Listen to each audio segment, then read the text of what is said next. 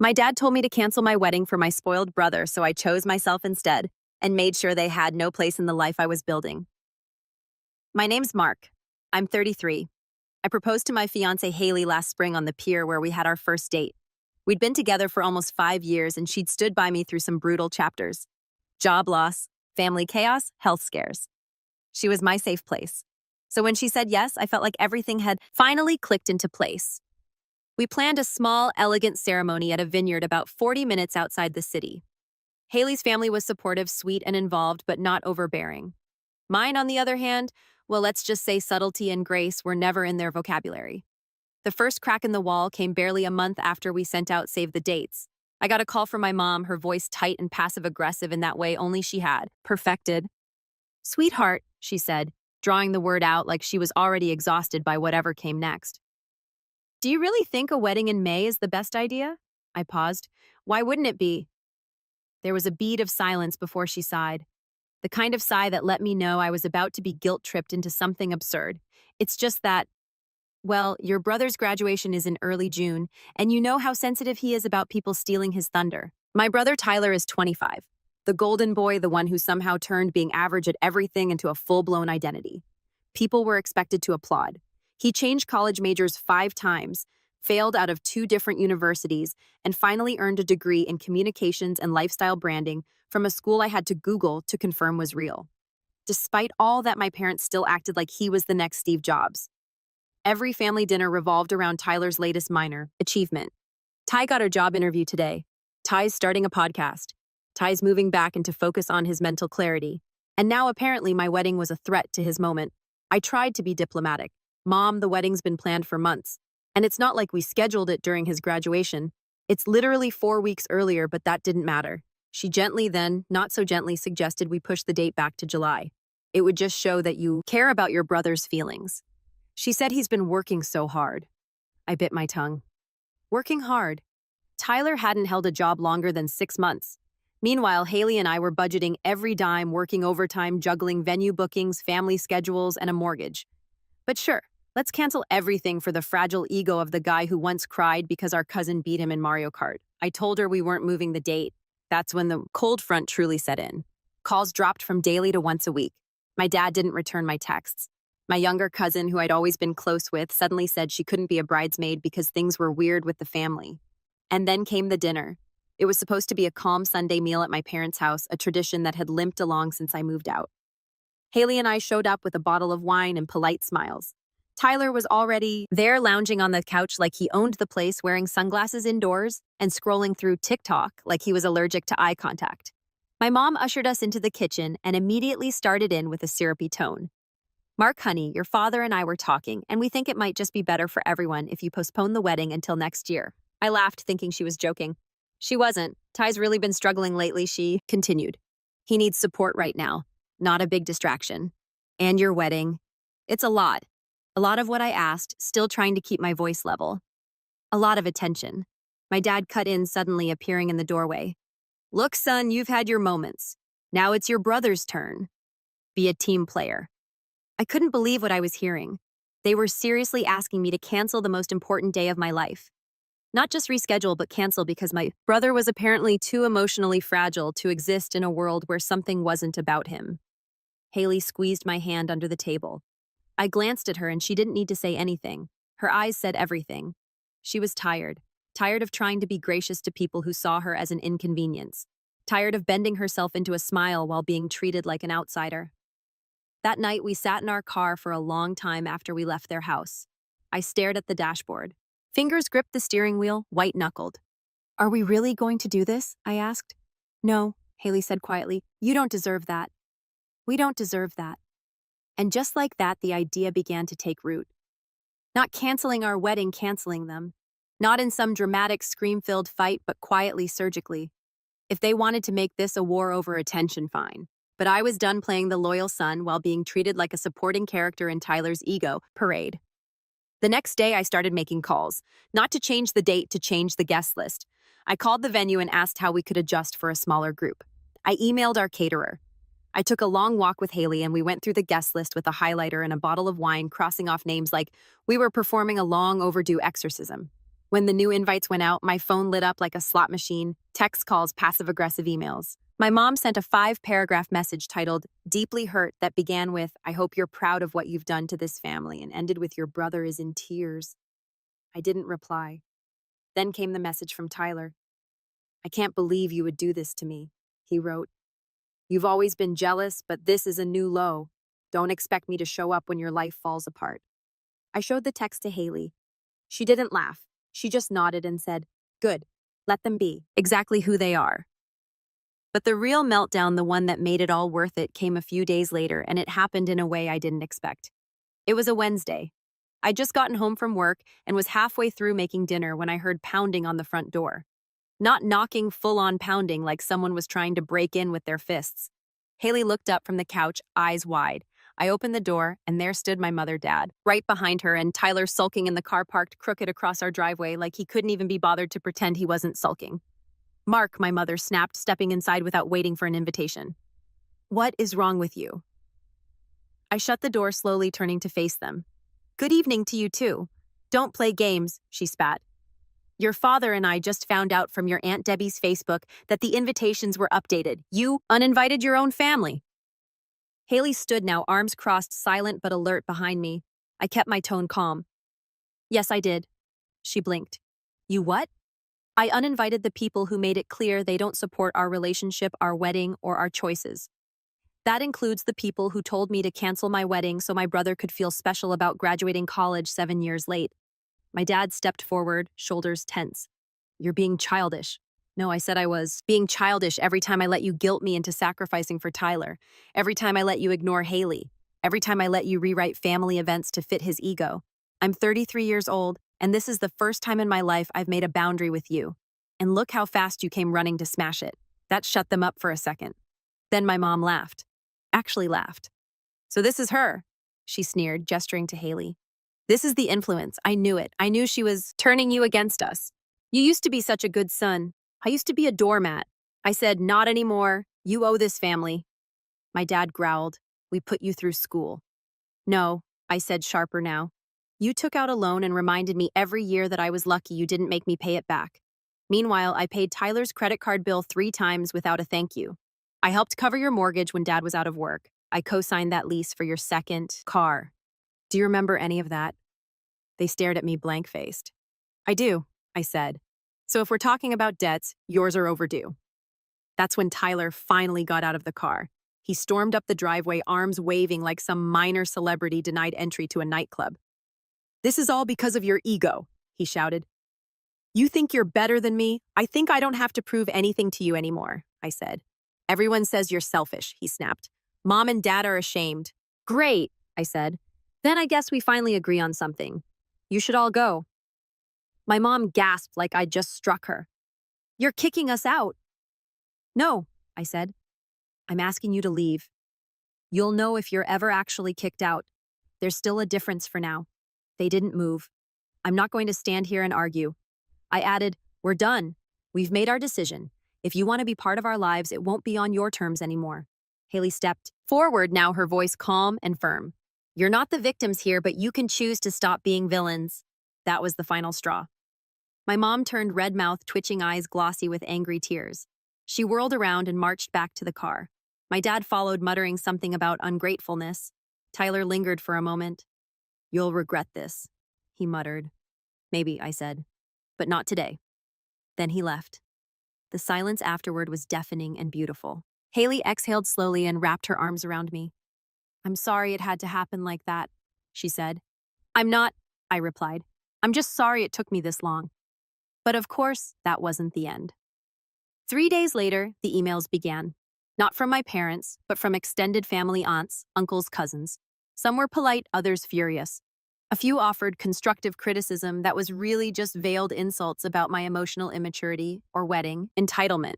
One cousin I hadn't spoken to in years told me that family is about forgiveness, not cancellation. Another sent me a Bible quote. Cute. Then came the real kicker. My mother posted a cryptic status online. It read, sometimes the children you raise turn into strangers. We'll be attending a graduation instead of a wedding this year. Pray for our broken hearts. It was followed by a crying emoji and a family photo from 10 years ago. me included, like I was some long-lost soul. The comments rolled in. I saw people I grew up with, church friends, neighbors, family friends, all chiming in with condolences, outraged sympathy. You were the best parents. Some kids just forget who raised them.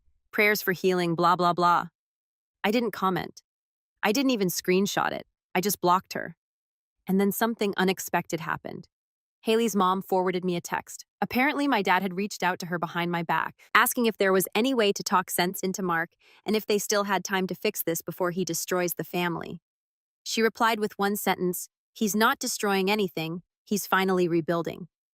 But the real turning point, the moment I knew I was past the point of no return, was when I got a call from the vineyard. Apparently, someone had called and tried to impersonate me, saying the wedding was canceled and asking for a full refund. They gave my mother's name, stood there phone in hand in stunned silence. I should have been angry, and I was, but more than anything, I felt a strange kind of peace, like a fog had finally lifted. They weren't going to stop, not because they cared, but because they couldn't stand the idea of losing control. I called the venue back. I confirmed everything was still on. Then I called my lawyer. The lawyer's name was Dana Chin, sharp, pragmatic, and no nonsense, the kind of person who didn't blink when I told her the full story. I'd met her once through a friend during a work dispute, and even then, she'd left an impression. When I explained everything, the pressure, the harassment, the impersonation attempt with the venue, she didn't flinch. "They impersonated you over the phone?" she asked, fingers flying across her keyboard. "Yeah," I said. "The venue flagged it because the caller didn't know the deposit amount or Haley's last name. They asked weird questions, too, like if the guest list had changed, someone was fishing for info." Dana looked up. "That's not just petty family drama, that's fraud. If they tried to cancel a legally binding contract in your name, you could have been out thousands." "Can we do anything?" I asked. She smirked. "Oh, we can do a lot. That's how the Candace letters were born. Not out of anger, not really. They were a shield, legal, cold, and final. One letter to each of them. My parents, Tyler, and the two aunts who'd been most vocal online. The message was clear. Stop interfering or face consequences. Dana made sure it was airtight. Impersonation, harassment, defamation. She even included a polite but firm reminder that any further tampering with our wedding would be documented. Haley and I mailed them out together, hand-delivered at the post office. There was a strange sense of closure in dropping those envelopes in the slot, like saying, "You wanted a reaction, this is it." But the quiet didn't last. It never does with people like that. About a week later, my cousin Ellie, one of the few sane members of the family, sent me a voice note. "Hey Mark, just a heads up. Your mom was crying at church today. Said you'd gone full legal on the family and were threatening lawsuits. People were trying to comfort her, but she kept saying you were being manipulated and she was scared you'd never speak to them again. Oh, and she said the wedding might not be real, that it's all a stunt to hurt Tyler." I didn't even know how to respond to that. "She said what?" Haley asked, staring at me. "That the wedding might not be real." Haley raised an eyebrow. "So what, I'm fake now?" I sighed. "Apparently you're an illusion created to traumatize my family." She snorted. "Well, I am quite dramatic. Maybe I should wear a red gown and arrive in a cloud of smoke. It would have been funny if it didn't sting so much." They were rewriting the narrative in real time, warping facts until they could see themselves as victims. I could practically hear my mom's voice in my head, explaining to a room full of sympathetic neighbors how her son had gone off the deep end and was under the influence of a woman who never really fit into the family. What they didn't know was that every time they said something like that, every time they played the martyr or twisted the truth, they were giving me more fuel. And then came the voicemail. I hadn't spoken to my father since the doorstep argument. He'd been quiet, eerily so. But 2 weeks after the cease and desist, his number popped up on my phone. I didn't answer. He left a message. "Mark, look, I don't agree with how your mother's been handling things or your brother, but you've escalated this into something ugly. Lawyers, legal threats. You know that's not how family handles things. If you go through with this wedding without us there, you're cutting ties. You understand that, right? There won't be a way back." There it was. The unspoken threat made spoken. I replayed it 3 times. Not because I was unsure, but because I wanted to remember the tone, that tight, controlled disappointment, the same voice he'd used when I told him I wanted to be a writer instead of joining his accounting firm. When I didn't attend Tyler's 3rd graduation ceremony because I had surgery. When I said no to co-signing a second loan for Tyler's branding agency, he thought this was just another phase I'd apologize for later. It wasn't. A week out from the wedding, Haley and I had final fittings for our outfits. Her dress was stunning, simple, elegant, not flashy. She didn't cry when she saw herself in it. She didn't gasp or get breathless like they show in movies. She just smiled small and certain and said, "Yeah, this is the one." That night, while we ate takeout on the floor of our half-furnished living room, I checked my email. One unread message. Subject: From your brother, a final attempt. Against my better judgment, I opened it. It was longer than I expected. No insults, no yelling, just a paragraph that read, "I don't know what's happening to you. I don't get why you'd throw away everything over a wedding, but I talked to mom and dad and they're saying they're not coming. I think that's wrong. You shouldn't have to choose. If you want, I'll talk to them.